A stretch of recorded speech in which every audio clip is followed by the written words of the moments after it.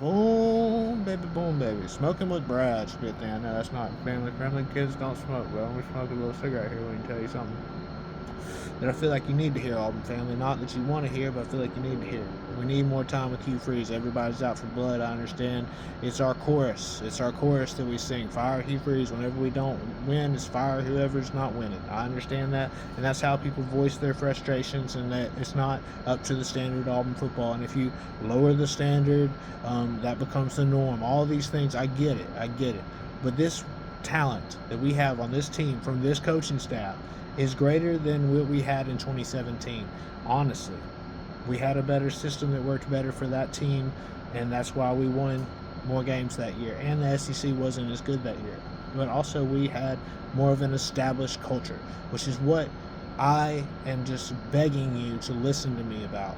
That every single program that we want to be has an established culture, and we keep undercutting ourselves over and over and over and over again, and it drives me insane. It drives me up a wall because y'all get so toxic whenever we lose that you just lose sight of the big picture, and you just like lose sight of your mind, of your like higher mind. Like it's just like all emotion. Like we're like a bunch of bitches, honestly. It's just like we go off of emotion, and whatever we're feeling that day, we're just like, one day, who cares if we're spent 3 years of good work and we're about to graduate? Let's just quit now because we want to just start over at something new because we just can't do it. They just get in this fit. And it's just a loserdom. We're just spinning our wheels in the mud of loserdom. It's terrible, just off the top of my head. But man, okay. Just to go back on a quick history lesson, when Brian Harsin left us the potato famine, I'm telling you, he left us a famine compared what we needed to win in the SEC. We still had damn good players, but it wasn't enough in the SEC to go against these established programs. All right, what we're dying to be, and what I'm trying to get, the point I'm trying to get across in a nutshell for you is a cutting bait right now would make it even longer. We're going to stay in purgatory even longer when this is going to work. We are bringing in the talent. We have the system. We have these guys who are better than what we're showing right now. Like, just because I lose a couple games gambling doesn't mean I'm automatically a bad gambler. Just because we're on a little bad rut here does not mean that it's just going to be like this forever. People always, I feel like it's just inexperience in a way. I don't want to call them stupid, but they think when they see a pattern that it's just that pattern's going to stay that way forever. That means it's a pattern for right now. It doesn't mean it's not going to change, and it doesn't mean that you're crazy to do the same thing again and expect different results. That's where people start tripping, because like Einstein wasn't talking about football when he said that quote, all right? Because there is a certain amount of insanity that you have to continually put towards this to win, and a lot of it's going to be failure. It's kind of like building a rocket ship. This isn't like your normal Joe job where you don't get results, you get fired. That's what people always project onto football. It's not like that. We're going to Mars. You know what I mean? Like it's hard. It's hard. Is what I'm trying to say. And failure is just part of it. And we have to learn to win. These guys that we have out there, I tweeted every single player last night, looked at the entire roster. I'm obsessed. Pretty much my religion is football. Most of the players that are damn good, that have the potential to go to the pros, are freshmen and sophomores. And we do have some as juniors also. But very few are seniors because of the famine that we were left with. Honestly, if you look back, we have a huge gap, and it's still there from the potato famine. So just saying that, man. Give it one more year. If it doesn't freaking work by next year, of course, we got to cut him. Views lost it. I can see that side, too. There's guys out there that I would like, that are admirable, that could do good things. But it's still a chance. You're taking a chance on it, and we're having to start over again. It's going to take us even longer. So you better be damn sure. What I would do if I was GM right now, honestly, Hugh is great at building a culture. He's great at having recruiting. He's great at being a head football coach. But we're just thinking he's a little bit more assistance from somebody, maybe a little like, John Gruden. Perfect. Bring him in with the X's and O's. John, if anything, he knows football. He can be our associate head coach. Drop your ego. That's my utopia fantasy world solution. But at the same time, Hugh can do it on his own, but I do think that would make it easier. But we're going to be, we have a little bit too much ego going on that we would never do something like that. That's unheard of, because it's just different. It would work, though, in my opinion. Damn, I'm ranting so on my cigarette went out, man. But honestly, smoking with Brad, chilling on my back porch. I just feel like something needed to be said. I'm not doing this for clicks. I feel like that's why a lot of people get so damn toxic, because they do it for clicks.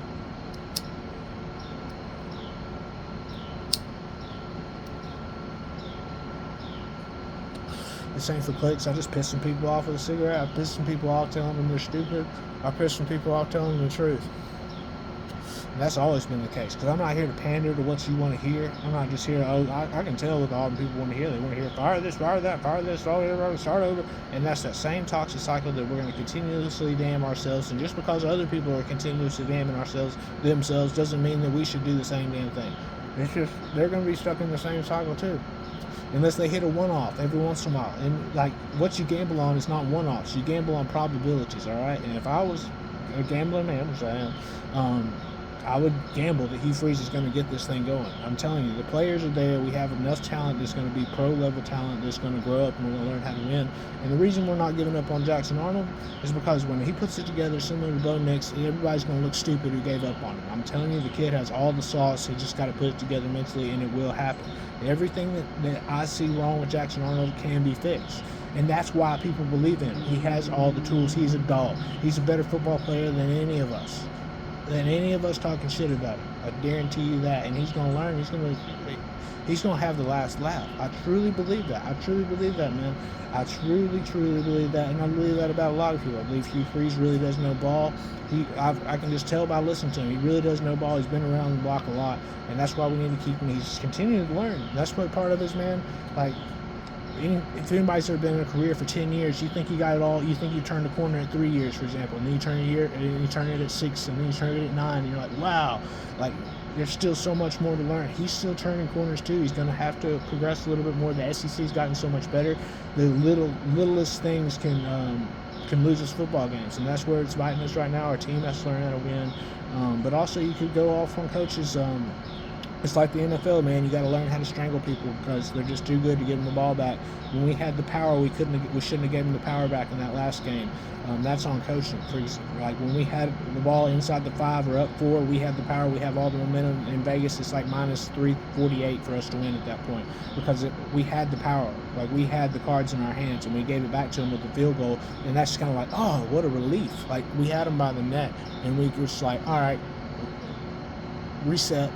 You have to get a touchdown to tie. That's just like a relief.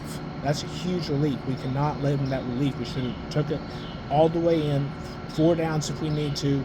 Don't care about the past. This is another time. This is now. We've learned from the past. We got to try to shove it in there right then. If we don't, you have to go 99 yards against our defense, who has the momentum, and it's our game. Like that's the kind of things we got to learn to go for the kill. Coaches, players, everybody. It's going to happen. With this frustration, you can't buy this motivation. You can't buy what's happening to us. This is the kind of things that builds winners. You can't have a really, really tough man without a lot of pain. A tough man isn't born. A resilient man isn't born. It comes with a lot of pain, a lot of adversity. And that's what I would be preaching right now to these guys on Sunday afternoon. I'd be like, listen, guys, tone out the whole world because there's a lot of talking heads for clicks, and they're just telling what Auburn emotional people want to hear. So they're going to be, just up there like a bunch of bitches, just talking shit about our guys. And it just pisses me off. I want to go in there and just like throw hands with these boys, but hey, I'm a civilized human being. But I'm telling you, I see through their garbage, and don't buy into all that garbage. That's part of what Auburn gets into trouble is because Alabama fans start getting in our ear, Georgia fans start getting in their ear. People, they feel ashamed. They're like, oh, we have to do things, and we start fucking. They are insinuating us fucking up, and they want us to fuck up. Don't ever listen to them. I'm telling you, they do not want what's best for us. You start listening to them. That's why we stay in this cycle too. We let the outsiders dictate how we are too much as a program, as a people in general, because we're too worried about our perception, I guess you could say. We're too busy trying to be cool in a way. But I understand that our rep is important, but it's happening. And I guarantee you stick with this guy, you stick with these players, we're going to win some damn ball games. That's all I got to say. I don't want to just repeat myself and go on and on for 30 minutes and waste your life. But that's really what I want to say is everybody take a deep breath. We're about to win some damn games. We should have won that game, could have won that game. We could easily be sitting 5-1 and you're ready to fire the guy that could easily have us 5-1. It's stupid. It's going to happen. The players are going to do good. They got NFL talent. We've had unlucky breaks this year. I mean, it's been a nightmare. But everybody, freaking hang in there. I know you're going to show up. Auburn people always show up. There's so many great people. We bitch and whine. We blah, blah, blah. But we show up. And that's the way it's always going to be, baby. There's no changing that. There ain't no changing what. There's too many people in Auburn that give a damn about football way too much. Like, honestly, we all give a damn way too much about how these kids play football. But they're right there. Believe in them. Stop being so damn emotional. It comes with the territory. Fanatics. You know, we're fanatics. We're fans, you know. But, guys, just take a deep breath. Please see that we were in a potato famine. We had to completely rebuild. We had a lot of transfers year one, trying to please everybody, trying to win right away, and you know, it didn't work. We almost won a few games that year. I mean, we did decent. I mean, we didn't have a winning record, but we were right there. You know, I know it gets sickening. It's sickening, but then so now we're building our culture, like our program, like all the programs that we want, like we were in the past. And you never look back. It's because we built a program, except for the one-off with Cam Newton. You can have a one-off every once in a while, but that's not what you want to gamble on. You want to gamble on probabilities, and the probability is that Hugh Freeze is going to turn it around. And I feel like it would be self-damning if we go ahead and cut bait right now, and then we have to do this all over again and learn with new people. All right, that's in a nutshell. If you're not gonna listen to me though, it's the truth, then go get Kenny Dillingham. I believe in that guy. He's got a bright future. He's got a great eye for talent. There are hungry people out there willing to do it, and I understand that kind of a thinking. That it's just there's no excuses, blah blah blah blah. But I'm telling you, it's like building a rocket, and the reason why we never freaking build a rocket, the reason why our passing numbers are so abysmal, is because we give up on a system every single time so quickly.